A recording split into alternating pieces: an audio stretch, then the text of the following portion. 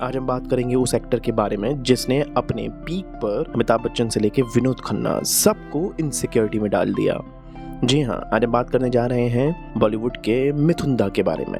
Mithun Chakraborty film industry के उन बड़े नामों में से हैं जिन्होंने अपनी कड़ी मेहनत से एक अलग लेवल बनाया। 80 के दौर में फिल्में मिथुन के नाम पर चल जाया करती थीं।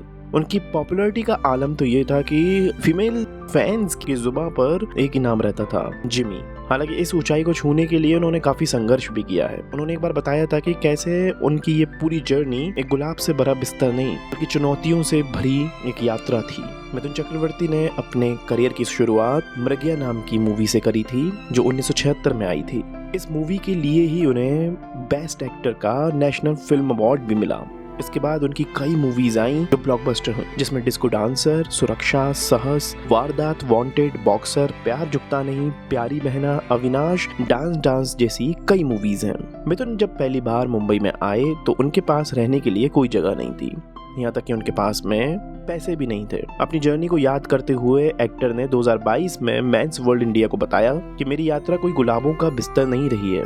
मेरी जर्नी चुनौतियों और मंजिल के बारे में थी। मैं दर्द संघर्ष से गुजरकर यहाँ तक पहुँचा हूँ, लेकिन मैं इससे उबरने के लिए हर दिन संघर्ष करता रहा। मैं बस लोगों को बताना चाहता हूँ कि अगर मैं ये कर सकता हूँ तो आप भी कर सकते हैं। मिथुन चक्रवर्ती ने आगे बताया कि फिल्म इंडस्ट्री में कभी भी हारे हुए लोगों को याद नहीं किया जाता। आप जब तक जीवित रह सकते हैं जब तक आप अच्छे होंगे। मैं जहाँ हूँ वहाँ तक पहुँचने के लिए मुझे बहुत स्ट्रगल करना पड़ा। उन्होंने आगे बताया कि मैं एक्टर बनने के लिए मुंबई नहीं आया था। इस सपनों के शहर में मेरा पहला दिन काफी ज्यादा भ्रमित करने वाला था, क्योंकि मुझे नहीं पता था कि मुझे जाना कहाँ है और उस जगह कैसे जाना है। माटुंगा को खोजने के लिए मैंने बीच पर 45 मिनट का चक्कर लगाया, लेकिन जल्द ही मुझे एहसास हुआ कि मैं सही डायरेक्शन में नहीं जा रहा। मिथुन चक्रवर्ती ने अपने संघर्ष के दिनों को याद करते हुए ये तक बताया कि सनी साइड बिल्डिंग में 1975 में रहता था और मुझे फर्श पर सोना पड़ा। मैं सड़कों पर खाना खाता था और माटुंगा जिम खाना का सदस्य बन गया क्योंकि मैं वहाँ नहा सकता था। ये आसान नहीं रहा, लेकिन मुझे इससे कोई कंप्लेन भी नहीं है। हर कोई मुझे दिग्गज सुपरस्टार कहता है, मैं इससे ज्यादा और क्या मांग सकता हूँ। मिथुन चक्रवर्ती ने अपने इसी इंटरव्यू में आगे ये भी बताया था कि जो लोग स्ट्रगल कर रहे हैं वो उन लोगों का दिल नहीं तोड़ना चाहते, क्योंकि ये सोचने के बाद लोग उम्मीद खो सकते हैं। मिथुन के अनुसार एक समय ऐसा भी था जब उन्होंने सोचा कि मैं ये सब नहीं कर पाऊंगा। मैं अपने पॉलिटिकल बैकग्राउंड के कारण कोलकाता वापस जा भी नहीं सकता था और मैं यहाँ कुछ कर नहीं सका।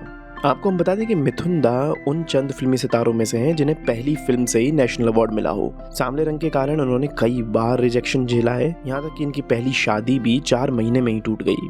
मिथुन चक्रवर्ती का उस दौर में श्रीदेवी के साथ में अफेयर काफी हेडलाइंस बनाता था। जिंदगी के कई उतार चढ़ाव रहे, लेकिन उन्होंने कभी हार नहीं मानी। आज मिथुन दा के पास होटल, कई रेस्टोरेंट्स और कई बंगलोज और कॉटेज भी हैं। मिथुन 350 से ज्यादा आज मूवी कर चुके हैं। जानवरों से तो इनको इतना लगाव है कि 116 कुत्ते इन्होंने पाले हुए हैं। आपको शायद ही मिथुन चक्रवर्ती के बारे में ये पता हो कि वो नक्सलवादी भी थे।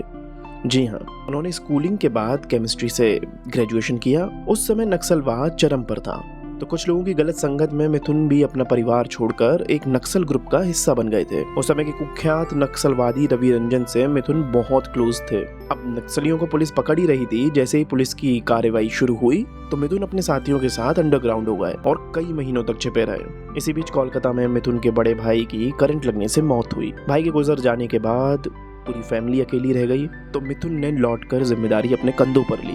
जान का खतरा होने के बावजूद भी मिथुन ने नक्सलवाद से रिश्ता तोड़ लिया। हम आपको ये भी बता दें कि जब इतने स्ट्रगल के बाद मिथुन चक्रवर्ती फिल्म इंडस्ट्री में स्टैब्लिश हुए तो उनकी 1982 की फिल्म डिस्को डांसर को ऐसी सफलता मिली कि ये हिंदी सिनेमा की 100 करोड़ कमाने वाली पहली मूवी बनी। हालांकि इसका कलेक्शन भारत से ज्यादा सोवियत यूनियन यानी कि रशिया से हुआ था। मिथुन के स्टेप्स पूरे देश भर में फेमस हो गए। हालांकि वो एक नॉन डांसर थे और इसके बाद तो वो लगातार बैक टू बैक हिट्स देते रहे। फिल्मों और बिजनेस के अलावा मिथुन 2014 से पॉलिटिक्स में भी एक्टिव हैं। अगर आपको ये स्टोरी पसंद आई है और ऐसी ही फिल्मी दुनिया की कई फेमस स्टोरी सुनना चाहते हैं तो इस वीडियो को लाइक और शेयर करें और साथ ही हमारे चैनल को सब्सक्राइब करें। मिलते हैं अगली स्टोरी में।